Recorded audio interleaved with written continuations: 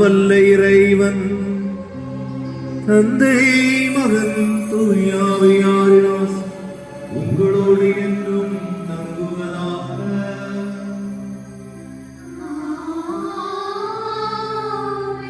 சுமைகளை ஏற்று சுகங்களை கொடுக்க சென்று வாரும், வாழ்வையே துவங்கிறது.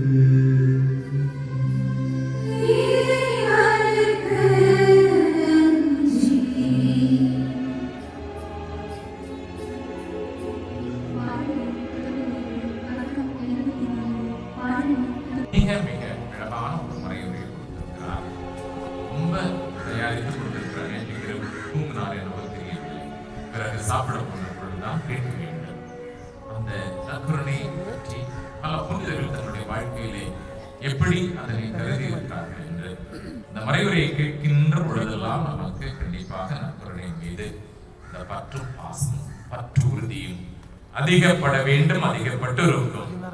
இந்த ஒரு நம்பிக்கை வளர்ச்சியில எங்களோடு பயணித்துக் கொண்டிருக்கக்கூடிய பேரருள் தந்தை சகாய ஆனந்த் அவர்களுக்கு நம் எல்லோருடைய சார்பாக மனம் நிறைந்த நன்றிகள், வாழ்த்துக்கள், பாராட்டுகள். அடுத்ததாக இன்றைக்கு இந்த புதுநன்மை எடுக்கக்கூடிய குழந்தைகளை பல நாட்களாக கஷ்டப்பட்டு கடினப்பட்டு தயாரித்துக் கொண்டிருந்த நம்முடைய மறைக்கல்வி ஆசிரியர் பெருமக்கள் ஒரு அந்த அடிப்படை ஜபங்களை எல்லாம் சொல்லி கொடுப்பதற்கு முன்பாக எங்களுடைய அடிப்படைகளையே ஆட்டம் கண்டுவிட்டார். தமிழ் கஷ்டம், அடுத்தது இந்த ஜபங்களும் கஷ்டம். எனவே ஒரு இரண்டு விதமான நன்மைகள் வெளிப்பட்டன. ஜபங்களை கற்றுக்கொள்ள வேண்டும் என்பதற்காக தமிழை கற்றுக்கொண்டார்கள், தமிழை கற்றுக்கொள்ள வேண்டும் என்பதற்காக ஜபங்களையும் கற்றுக்கொண்டார்கள்.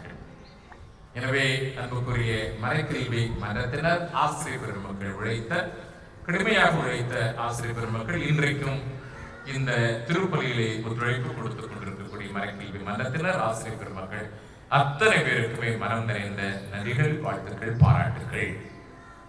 அடுத்ததாக மறைக்கல்வி இந்த குழந்தைகளுடைய பெற்றோர்கள் சிறப்பான ஒத்துழைப்பு கொடுத்தீர்கள்.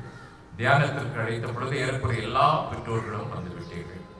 வந்தது மட்டுமல்ல, ரொம்ப அருமையாக எல்லாவற்றையும் கவனித்துக் கொண்டிருந்தீர்கள். எனவே அன்புக்குரிய பெற்றோர்களே, உங்களுடைய குழந்தைகளுடைய இந்த மகிழ்ச்சியிலே நீங்கள் கலந்து கொண்டது மட்டுமல்ல, இந்த தயாரிப்பிலே நீங்கள் சிறப்பாக கலந்து கொண்டீர்கள். எனவே அன்புக்குரிய பெற்றோர்கள் அத்தனை பேருக்கும் மனம் நிறைந்த நன்றி, வாழ்த்துக்கள், பாராட்டுகள். நம்முடைய குழந்தைகளுக்கும் நாம் பாராட்டு சொல்ல கடமைப்பட்டிருக்கின்றோம். 5 மணிக்கு பள்ளிக்கூடம் முடியதோ முடியலையோ ஏறக்குறைய சரியாக வந்து விட்டார்கள். எதையுமே நான் அவங்களை பாசிட்டிவா தான் சொல்லுவேன், நெகட்டிவா சொல்றதே இல்லை. வந்து விட்டார்கள். ஒரு சில பேர் கொஞ்சம் அப்படி அப்படின்னு இருக்கும். என்னன்னா வீட்டில் வந்து ஏதாவது ஒரு சில பேர் பார்த்தா வீட்டில் சாப்பிடாம கூட வந்திருப்பார்கள் நினைக்கின்றேன். எல்லாமே நீங்கள் நன்றாக செய்தீர்கள். எனவே நம்முடைய குழந்தைகளே, உங்கள் ஒவ்வொருவருக்கும் எங்களுடைய நம்முடைய பங்கின் சார்பாக மனம் நிறைந்த பாராட்டுக்களை தெரிவித்துக் கொள்கின்றோம். அடுத்ததாக இந்த குழந்தைகளை பெற்றோர்களை பார்க்கின்ற பொழுது ஒரு செய்தியை நீங்கள் எங்களுக்கு சொல்வது போன்று எனக்கு தெரிகிறது. இன்றைக்கு நாங்கள் வந்திருக்கின்றோம். இனிமேல் இந்த கோவில் பக்கம் தலை வைத்தே படுக்க மாட்டோம். அன்பார்ந்தவர்களே, நீங்களும் ஆலயத்திற்கு வர வேண்டும். உங்களுடைய குழந்தைகளோடு சேர்ந்து வர வேண்டும். வர முடியாத பொழுது தயவு செய்து உங்களுடைய குழந்தைகள் அனுப்பி வையுங்கள். ஒவ்வொரு நாளும் இன்றைக்கு இப்பொழுதெல்லாம் 100க்கும் மேற்பட்ட குழந்தைகள் திருப்பலியிலே பங்கு பெறுகின்றார்கள். மகிழ்ச்சிக்குரிய ஒன்றாக இருக்கிறது. எனவே அனுப்பி வையுங்கள். அன்பார்ந்தவர்களை தலையாற்றுங்க. நான் பார்ப்பேன் திருப்பலியில. திருப்பலி முடிந்ததும் குழந்தைகளுக்கு திருமுழுக்கு வழங்கப்படும். ஏறக்குறைய 9 மணிக்கு. ஏனென்றால் அந்த 1 மணி நேரம் நீங்கள் இங்கும் ஆலயத்திலும் போட்டோ எடுப்பதற்காகவே. எனவே 9 மணிக்கு பிறகு குழந்தைகளுக்கு ஆலயத்தில் வைத்து திருமுழுக்கு வழங்கப்படும். காலை 10:30 மணிக்கு புனித சூசைப்பு பீடத்திலே திருப்பலி நிறைவேற்றப்படும். சிறப்பிப்போர் சுற்றுலா பயணிகளின் வழிகாட்டிகள். மாலை 6 மணிக்கு ஜெபமாலை, புகழ் மாலை, திருப்பலி, தலைமை மறைவுரை வட்டார அருள்பணியாளர்கள், கன்னியாகுமரி வட்டாரம்.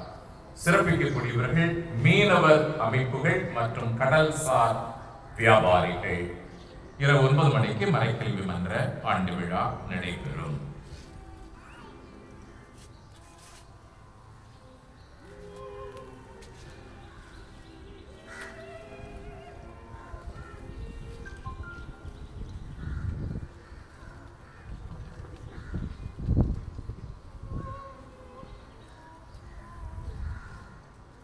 கடந்த ஞாயிற்றுக்கிழமை காணிக்கை திருத்தல காணிக்கை வரவு 15,582 ரூபாய். ரான்சம் காணிக்கை வரவு 2,859 ரூபாய். அனைவருக்கும் நன்றிகள். போட்டோ கலைஞர்களுக்கு சிறப்பான நன்றிகள். உங்களுடைய